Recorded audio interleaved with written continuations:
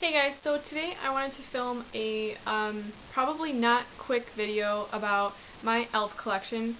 So I have all of my stuff I pulled out that I have from e.l.f. here.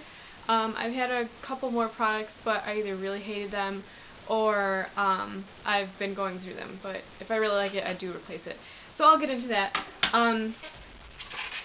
And this video might be a little bit longer than usual, but I know I really love a lot of some of this stuff, and it is inexpensive, and it's worth it. You know, they have a really wide selection of stuff online. You can find this stuff at Target. It's cruelty-free. They have some really good quality stuff, and it is really cheap. So let's just get right into it. I'm going to start off with eye products because I have probably the most of those, and they are mostly my favorite. So I'm going to start off with probably one of the first things I got was one of these little quads, and you can take your shadows out, and they sell these individually also. This is $1, this whole quad is $1. This is from a different palette that I depotted, so just ignore that. But these are pretty good quality if you're a beginner. I had a couple other shades, but I just got rid of them. I had them for a really long time, and I hit pan on them and everything, but now that my collection has grown, I didn't reach for them anymore, and the quality just wasn't really there compared to what I have now. So they were fine as a beginner and practicing, and they did help me a lot, but now I'm on to bigger and better things. So this kind of palette will fit Makeup Geek shadows, MAC, all the ones that are that size, and they do sell these individually, and I did keep this blue color because it is really nice and really, really pigmented, so that one is worth it, and it is called Teal. So that's that. I have a couple of these. They are $1, so they're not the best, so some of them, the latch isn't that great, but these are really nice if you don't want to spend a lot of money on a Z palette. Next, oh my god, I love these. These are the baked eyeshadows. This one is Enchanted. It's so pretty. It's like a duochrome, not duochrome, but like duotone peach and gold. It is really, really gorgeous, especially popped over if you want like a gold, you know, liner. You put like gold base, put this over it. It's really pretty. And then I constantly am using this one in Burnt Plum, but it's like a really deep red tone, kind of like a plum tone. And I really love this right under the lash line. If you have blue eyes, this is like my best trick. Or if you want your eyes to look a little bit more green, just run this on the lower lash line. You're not going to look sickly or anything. It's going to make your eyes pop green. But I really love these. These are $3. There's plenty of other colors. I think there's a couple dupes for some Urban Decay shadows, but these are really, really nice. I would totally recommend these. And there's so much product. Like, I've had this one for a really long time, and you can see, like, it's kind of, like, flattened at the top because I've been digging into it. But these are really nice, and you can use them wet, and they won't get ruined because they are baked. So next, I have a couple. These are a little bit newer. This one here is the Mineral Eyeshadow in Enchanting.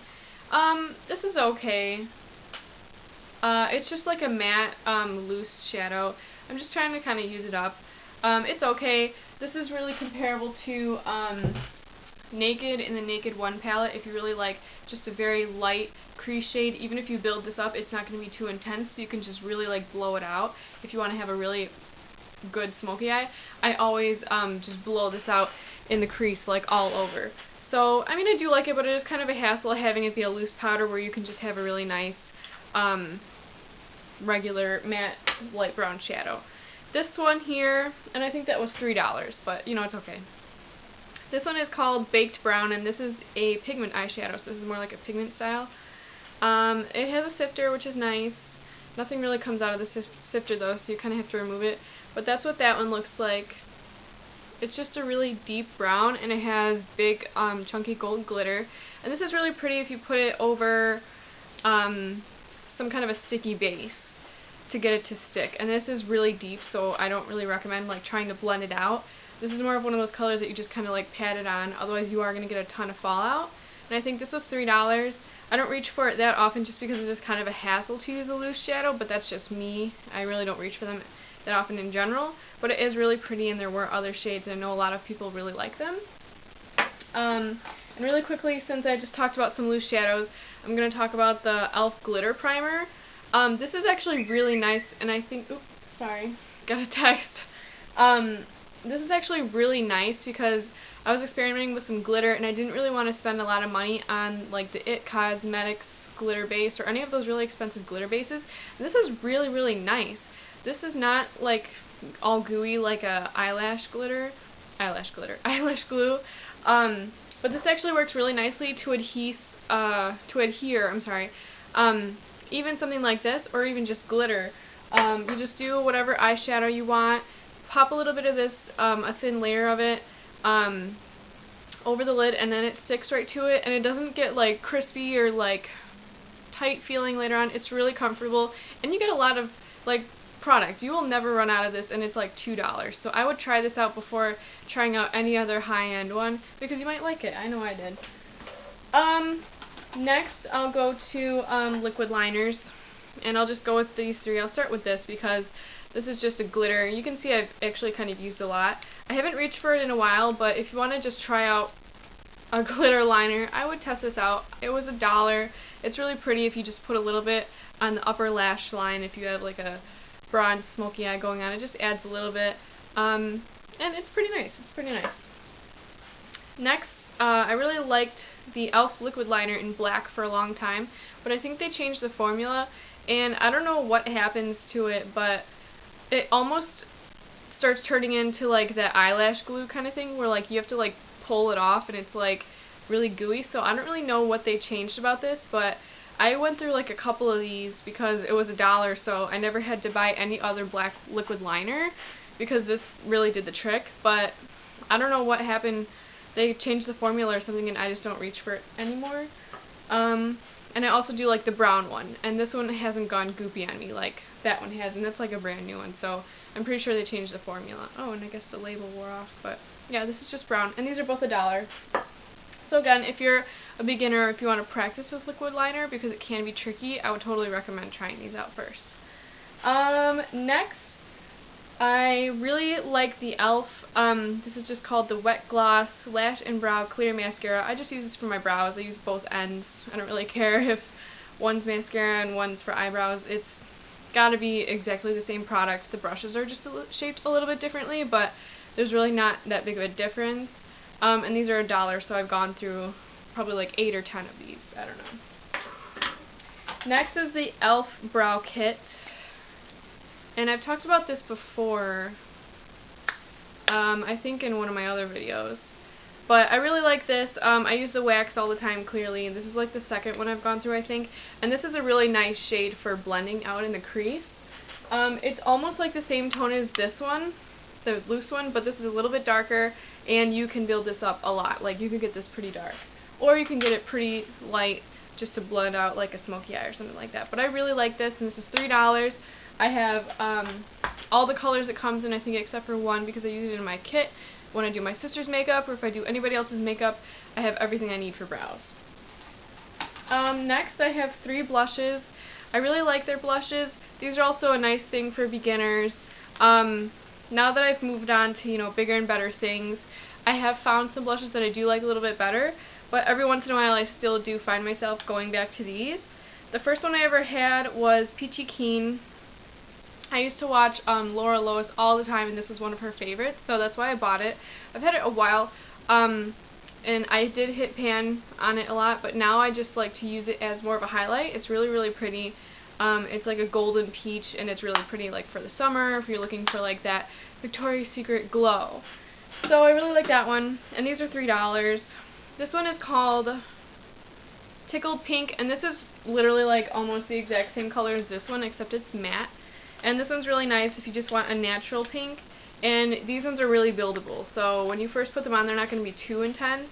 These two at least, not the next one, but they're really good if you're just starting out and you want to have a couple different colors. Rather than spending $10 on one blush, you can get like 3 or 4, you know.